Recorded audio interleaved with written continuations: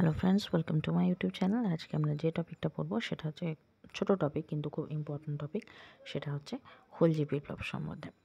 তো এই যে বিপ্লব, খলজি বিপ্লব রয়েছে, এটা যে আমরা নর্মালি যে বিপ্লব বা রেভলিউশন বলতে যে জিনিসটা বোঝাই সেটা কিন্তু না, কিন্তু তা হলেও ভারতের ইতিহাসে বা দিল্লি সুলতানের ইতিহাসে এই ঘটনার খুব গুরুত্ব রয়েছে। তো সেটাই আজকে আমরা দেখব।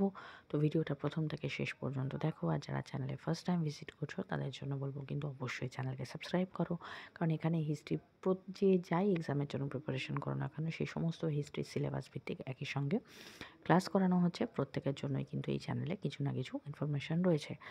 এর পাশাপাশি যারা টেট রিলেটেড এক্সামের জন্য প্রিপারেশন করছো তারা কিন্তু আমার যে মেন চ্যানেল রয়েছে সেখানে যুক্ত হয়ে যেতে পারো, কারণ সেখানে টেট আপকামিং যে টেট এক্সামগুলো রয়েছে তার জন্য কিন্তু অলরেডি প্রিপারেশন শুরু হয়েছে। তো চলো আজকে ভিডিও স্টার্ট করা যাক।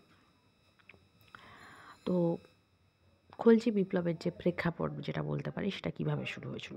দিল্লি সুলতানি যে শাসন পরিচালনায় সেখানে মামেলিক সুলতানের আগে আমরা যে মামেলিক সুলতান বা দাসবংশ সম্পর্কে পড়েছি, তারা কিন্তু সেই মামেলুক বংশ বা দাস বংশ দীর্ঘ ৮০ বছর ধরে শাসন করেছিল।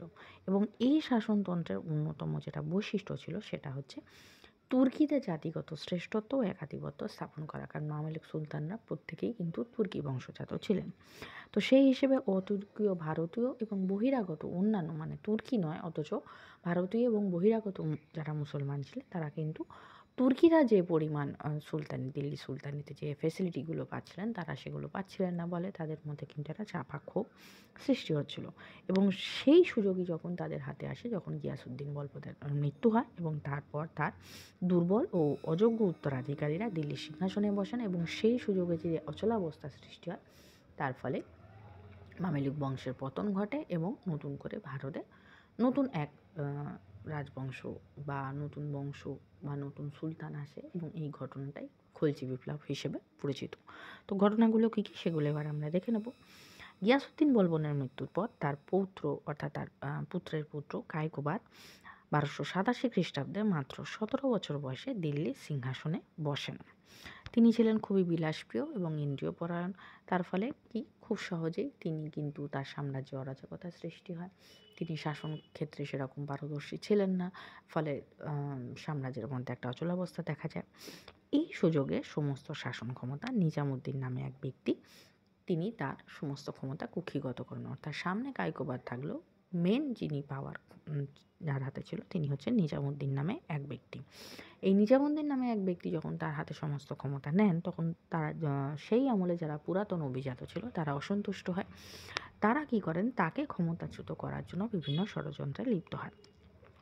এই পরিস্থিতিতে যখন দেখছেন যে অভিজাতরা বারবার সুলতান কায়কোবাদকে বলছেন যে নিজামুদ্দিন নিজের হাতে সমস্ত ক্ষমতা নিয়েছেন, এরকম অভিজাতদের কাছ থেকে প্ররোচনা পাওয়ার পর তিনি নিজামুদ্দিনকে হত্যার নির্দেশ দেন এবং সেই জায়গায় মালিক ফিরোজকে প্রধান হিসেবে তিনি নিযুক্ত করেন।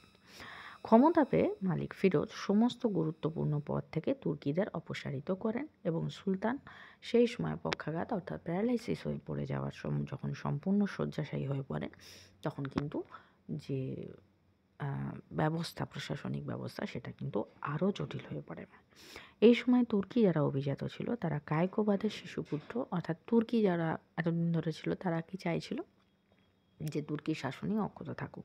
সেই হিসেবে কায়কোবাদের শিশুপুত্র কায়ুরমাসকে তারা দিল্লির সুলতান হিসেবে ঘোষণা করেন এবং মালিক ফিরোজকে হত্যার ষড়যন্ত্র করেন। এই হত্যার ষড়যন্ত্র মালিক ফিরোজ জেনে যান এবং তিনি তখন দিল্লি থেকে কিছু দূরে গিয়ে কিছু দিনের জন্য আত্মগোপন করেন এবং তার যারা অনুগামীরা ছিল তাদের তিনি একত্রিত করে তিনি দিল্লি দখল করার পরিকল্পনা নেন এবং এই পরিকল্পনা নিয়ে তিনি তার অনুগামীদের নিয়ে যে নাবালক যে কায়ুরমাস ছিলেন তাকে বন্দি করেন এবং শয্যাশায়ী কায়কোবাদকে তিনি হত্যা করেন। শুধু হত্যাই করেননি, তিনি তার মৃতদেহকে যমুনায় ভাসিয়েও দেন।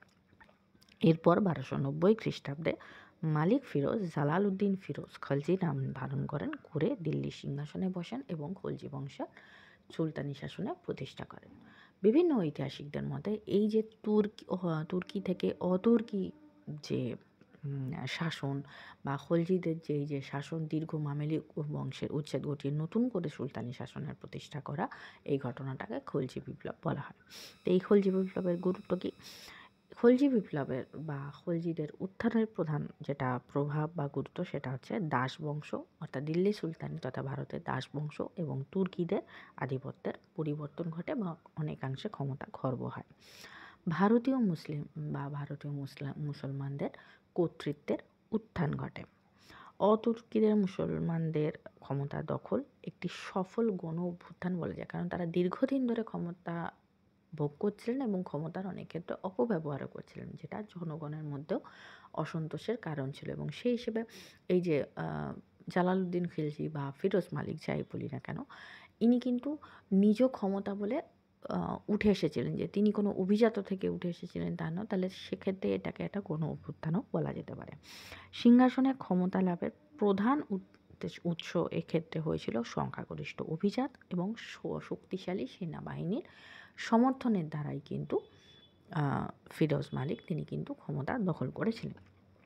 এছাড়া জালালউদ্দিন খিলজি যেটা করেছিলেন সেটা হচ্ছে সুলতানি রাজনীতিতে, যেটা তুর্কি বা মামেলুক সুলতানদের সময় ছিল, যে উলেমাদের খুব প্রাধান্য দেওয়া ছিল, সেই উলেমাদের প্রাধান্য কিন্তু বা কর্তৃত্ব অনেকাংশে হ্রাস পেয়েছিল এবং দিল্লির প্রশাসনে পুনরায় সামরিক কর্তৃত্বে একাধিপত্য প্রতিষ্ঠিত হয়েছিল।